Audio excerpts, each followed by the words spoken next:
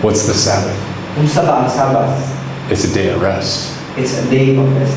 The world, Siya ang adlaw sa pagpahulay. the world thought Ang kalibutan naghuna that they killed their hope, nagipatay na nila ang paglaom. but he was just resting. Pero magpahulay na siya. And we're about to find out Atong itaon karon what happens for God's people kung unsay mahitabo sa mga tao sa Ginoo. when he stops resting. Unsay mahitabo kung magpaundang siya o pagpahulay. When he shows back up Unsay ipakita niya pagbalik and gets to work. sa iyang trabahoon. And when you've got someone like that coming, Kung naa kayo sa kabutang nga nagabuhat o ingana, it helps to have a little bit of preparation, right? kailangan ka og mga preparasyon, di ba?